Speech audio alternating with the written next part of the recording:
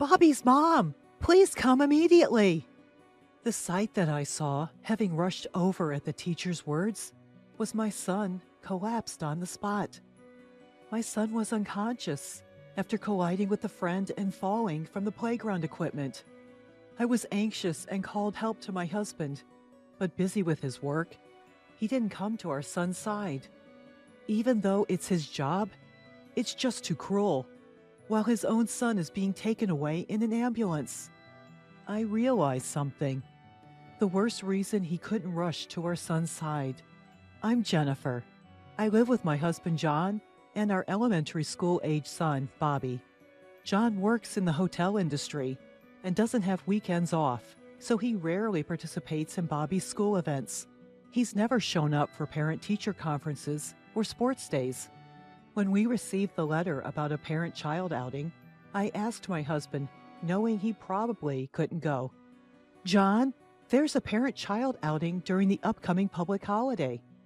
"During a holiday? I can't. I have work." Despite understanding, I still felt lonely. When I asked other moms, they said that everyone is managing to attend with their spouses. Some people also work on weekends, but they seem to be adjusting to take the day off. When I mentioned this, John clearly seemed annoyed and retorted, "So what? You're telling me to take a day off too? You understand my work, right?" "Yeah, sorry." Reluctantly, I decided to attend the parent-child outing with Bobby alone.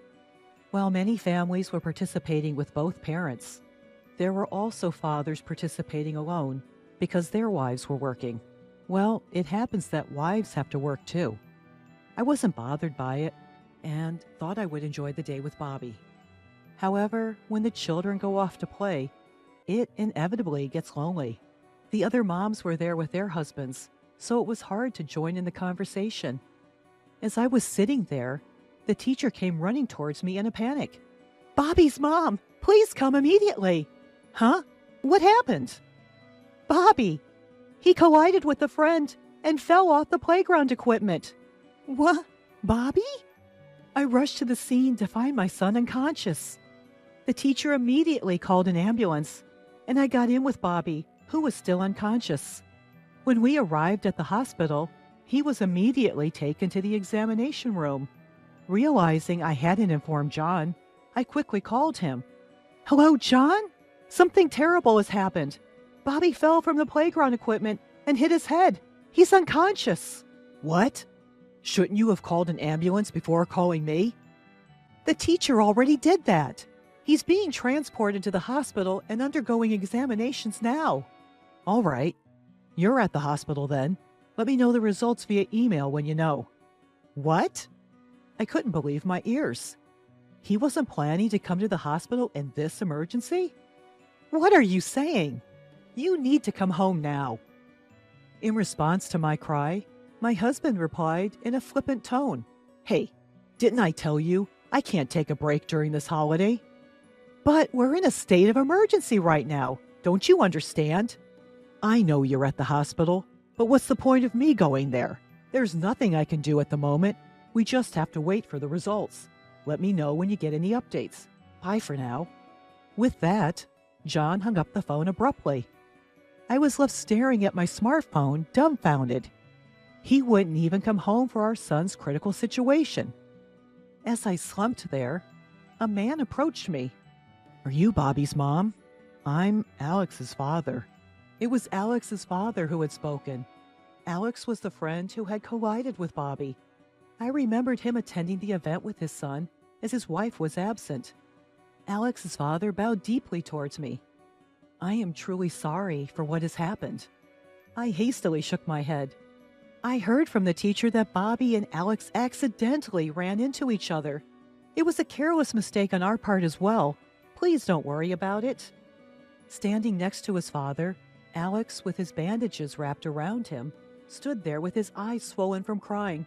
"It's because I ran into Bobby." I reassured Alex gently. "It's not your fault, Alex. Bobby will be absolutely fine. Once he's better, will you play with him again?" Alex nodded tearfully. His father, looking relieved, thanked me. Thank you for your kind words. My wife should have been here to greet you as well. I apologize. No, it's okay. My husband can't come back from work either. Is Alex's mother at work too? No, actually. Alex's father hesitated. My wife is on a trip with her friends. It was planned before this field trip, so she couldn't cancel it. It's embarrassing. Oh, I see. I tried to contact her several times about the accident, but I haven't been able to reach her. As soon as Alex's father finished speaking, his phone rang. Oh, it's my wife. Excuse me for a moment. Alex's father quickly answered the phone and explained the situation to his wife. That's what happened. How soon can you get back here? 2 hours? But how are you going to get back? You can't drive, can you? Oh, a friend is with you? That's good then. Be careful. After ending the call, he reported to me with a relieved look. I'm sorry. I just got in touch with my wife. She has a friend who happens to be coming near here, and she will drive her here. It will take about 2 hours, though. I see. Then my phone rang. Oh, it's my husband. Excuse me. I excused myself and answered the call. John, what happened? I managed to get some time off and we'll head there. I'll finish work in about 2 hours and I'll head straight there. Really? That's great. After ending the call, I reported back to Alex's father. My husband will also be here in about 2 hours. It's good that we can both meet. Just then, we were called by the doctor who had finished the examination. According to the examination, Bobby had no abnormalities. He had just lost consciousness due to the shock, and they decided to observe him for now. Even though they said no abnormalities, it was still nerve-wracking not knowing when he would regain consciousness. As I came out of the examination room filled with worry, Alex's father was there waiting for me. He was holding Alex, who had fallen asleep from exhaustion. We started to chat about our families to distract ourselves from the situation. Alex's mother was a homemaker, but recently she had been going out with her friends often during evenings and weekends. When she was away, he would take care of their child. My wife usually takes care of our son Alex during weekdays, so I thought she should have some fun during nights and weekends, but now I regret not canceling her trip during the school field trip. As I listened to his story, I couldn't help but compare it to my husband John. My husband, on his days off, be it weekends when he has work, or even on weekdays, he always leaves alone saying he needs to unwind. In contrast, Alex's father is actively involved in childcare. I found myself confiding my husband's complaints to him. As we talked, I noticed a strange coincidence. The behavior of John and Alex's mother coincided exactly. The days they couldn't attend events. The weekdays they went out in the evening. They were all the same. I suddenly became curious and asked, "By the way, my husband went on a business trip to Phoenix last month." "Oh, when was that?" "It was the first weekend of last month, I believe." My wife said she was going on a trip with friends that day and came back with souvenirs from Phoenix. Could it be? We exchanged glances. It had been about 2 hours since we called John and his wife. The first to contact us was John. My husband will arrive at the parking lot soon, so I'll go and pick him up. I told Alex's father and headed to the parking lot. When I nervously peeked into the car, there was no one in the passenger seat. Could it be that Alex's mother is with him?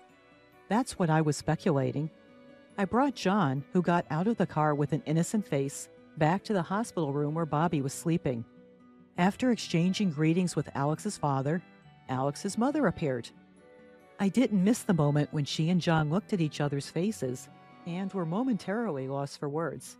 As if nothing had happened, John greeted Alex's mother.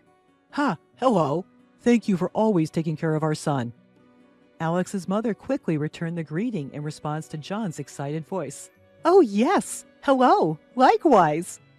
Upon observing the two, I decided to stir the pot a bit. "Oh, is this your first time meeting my husband, Alex's mom?" Alex's mother answered in a flustered manner. Of course. It's our first meeting. Isn't it obvious?" "You don't have to deny it so desperately." It wouldn't be strange if you had met him at parent-teacher meetings or school events, right?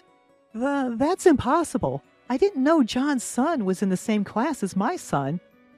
I hadn't called my husband by his name in front of her yet. She took the bait. This was suspicious.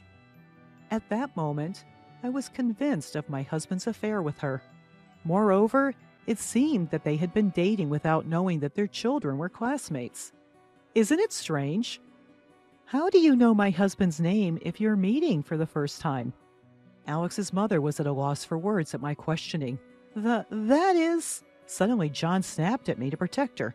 Hey, Jennifer, what's your problem? That's rude to her, isn't it? She's the mother of our son's friend. You should show some respect. Alex woke up to the sound of John yelling. And then he pointed at John and said, the man who comes to our house. A man who comes to our house? The hospital room fell silent. Alex's mother tried to cover up his remark in a hurry. Whoa, hold on, Alex. What are you talking about? Are you mistaking him for someone else? Perplexed, Alex continues. No, I'm not mistaken. Dad, could you lend me your tablet? Alex receives the tablet from his father, and with practiced ease, he shows a certain image. Look, this! The image displayed is of a toy train set in Alex's room that he had assembled himself. The toy train set is a product sold by a toy company. What's this? Isn't it the toy set that Alex usually plays with? To his mother's puzzled question, Alex points to a figure in the background of the toy train set. See this man? I remember him because I look at this photo from time to time. Upon closer inspection, the image captured the living room in the background of Alex's room, where a man, John, was seen chatting amiably with Alex's mother. With this, you can't dodge the truth anymore, I muttered, giving them a hard stare. Alex's father, too, was trembling with anger. He raised his voice at his wife. You've been inviting your lover into our house while I'm at work? And look at the date. It's the day I was away on business, wasn't it? I, too, was shocked when I saw the date. This date? Wasn't it the day John didn't come home because he was on a business trip? Don't tell me. You stayed over at Alex's house? That is... She said it was okay, so I just... John readily admitted his infidelity and shifted the blame onto Alex's mother. Hearing this, she hastily countered. What? You're blaming me? It was you who said it's a waste of money to stay outside, wasn't it? Alex's father put an end to the ugly argument. Enough. Inviting your lover to stay in a house where there's a child? You're unfit to be a mother. You're utterly despicable. I disdain you from the bottom of my heart. At his words, John flinched, and he quickly tried to paint the lover as the villain. Indeed, she's unfit to be a mother. At least I've never met her in front of Bobby. I care about my child, you know. What? What's this guy talking about? He's joking, right? I felt a surge of anger towards my husband.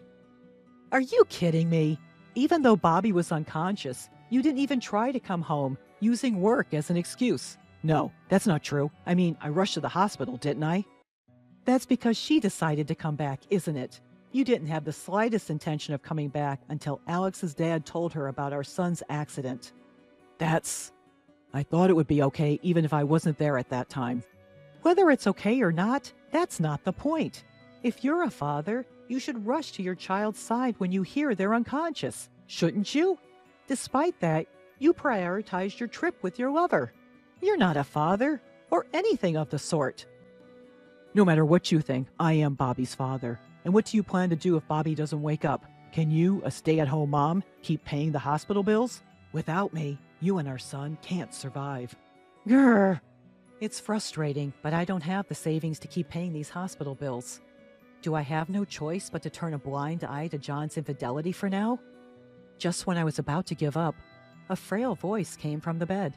Mom? When I turned around, Bobby had his eyes barely open. Bobby! I clung to my son. Bobby hugged me back tightly, then said, Even if Dad's not here, I'll be okay, because I'll protect you, Mom. Hearing Bobby's words, John was dumbfounded. Bobby, why would you say something like that? Then my son answered firmly, Because you're moving out, right, Dad? After Mom went to bed the other night, you said that on the phone, didn't you? On the phone? I heard you talking when I got up to go to the bathroom, Dad. You said I don't care about Jennifer at all. If it wasn't for the kids, I would leave right away and be with you. That's what you said, isn't it, Dad? That's... John's face went pale. So, I'll grant Dad's wish. I don't need to be your child anymore. I don't need a dad anymore. John was shocked at Bobby's words. On the other hand, I finally made up my mind after hearing what Bobby had said. I've made up my mind. Please, let's separate. As I told this to my husband, Alex's father handed me his business card. Jennifer, I'll help with your decision too. The business card he handed over had the title of a law firm's director printed on it. We should have plenty of evidence aside from this toy train photo. Leave the claim for alimony and child support to me. I'm planning to make a claim to my wife too, so it's like killing two birds with one stone. Upon hearing his words, Alex's mother started to panic. What? Wait! I haven't agreed to a divorce yet. I won't leave you. Then Alex's father said to her in a cold voice, Huh? You, who cheated, have no right to choose. A low-life mother who would cheat in front of her child doesn't deserve custody. If you still object, it'll go to court, you know. You're aware of my high success rate in court, right? And with such favorable conditions, there's no way I'd lose. Seemingly resigned, Alex's mother quickly consented to the divorce and agreed to pay the compensation. Seeing this, John also signed the pledge to pay alimony and child support to his wife. He must have realized that it was futile to go against the lawyer. After that, both our marriages ended in divorce. The now free Alex's mother and John started living together as planned. However, their living arrangement didn't go as planned. Once they started living together, they began suspecting each other of cheating with someone else, and their relationship began to sour. Tired of the relationship, John actually ended up cheating with another married woman. As always, John was sloppy and was easily caught by the woman's husband, who demanded compensation. Alex's mother also cheated with someone else, but her lover merely took advantage of her and then dumped her. Alex's mother, who had spent all her savings, and John, who was drowning in debt from paying compensation. They both seemed to be stuck together, blaming each other for their misfortunes. At this rate, they're clearly heading for financial ruin, but I don't feel sorry for them at all. They reaped what they sowed. It serves them right. As for me, thanks to Alex's father, I received more than enough alimony and child support, and now Bobby and I are living a peaceful life. Bobby got better without any problems and returned to his daily life. He still plays happily with Alex, just like before. I've become good friends with Alex's father, even more so than my mom friends, and we talk about everything. My only wish now is to continue living a happy life with Bobby, just the two of us.